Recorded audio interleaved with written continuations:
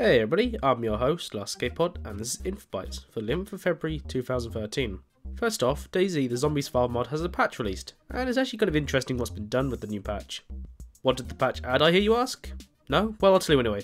For starters, there's been new food items and weapon items added, as well as 2 new vehicles.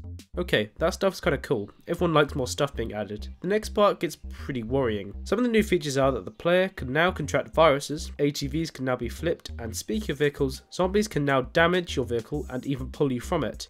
Or there is a chance that a zombie will spawn in an unoccupied vehicle, so there's a chance that if you leave your vehicle, a zombie will be waiting for you to give you a hug.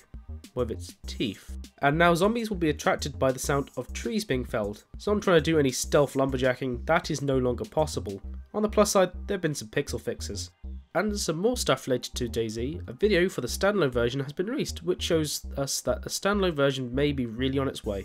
It actually looks pretty good. In the video you can see an expanded military base, new island, the clothing system, a swamp biome, new maps, and the video will also be linked by my uploading lackey. A mysterious countdown appeared under the site named Alien Noir. Nobody knows what it could be. Well, I tell a lie, nobody knew until they started looking at the source code for it. The source code revealed that it was related to the yet unreleased Prey 2 game. The reason why the source code pointed towards the fact that it may be Prey 2 related was the tags in the code. The tags in the code were Prey, Prey 2, FPS, Bethesda Softworks, Human Head Studios. All trace of these tags have been removed and the countdown will end in about 20 days. What happens at the end of the countdown? Nobody knows, but it will be related to Prey 2 in some way, if everyone's spying has been right. Ubisoft has finally announced the release dates for its 3-part DLC coming out for Assassin's Creed 3.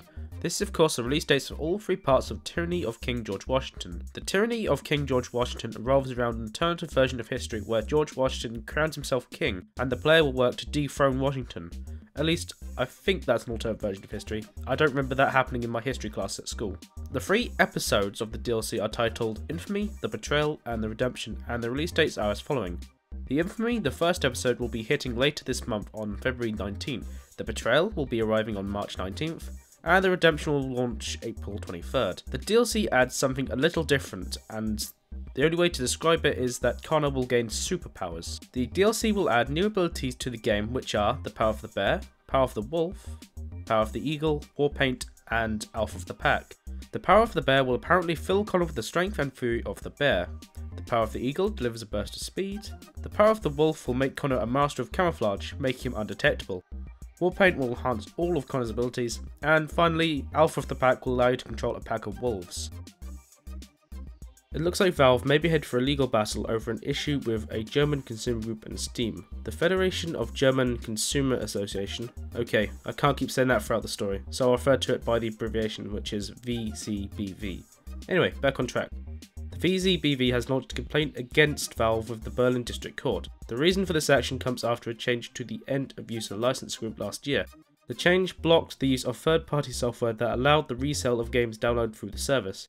Although Valve is due to open up the rules a little bit in the next EU LA update, but it seems that the VZBV isn't happy with the progress being made. The worry is that gamers will not be able to resell any digital products in the same way you can at an actual store, and this infringes on consumer rights. In addition to this, the consumer group are worried that if game stores disappear, and no, I don't mean if they gain visibility, I mean if they shut down, that this may lead to digital distributors being able to hold customers at ransom for any price they want. Yes, the way I describe it does sound a little bit like they will become pirates. As a result of all this, the VZBV is saying that Valve is not doing enough to deal with the concerns and that if they have to, they will take this claim to the Supreme Court if needed.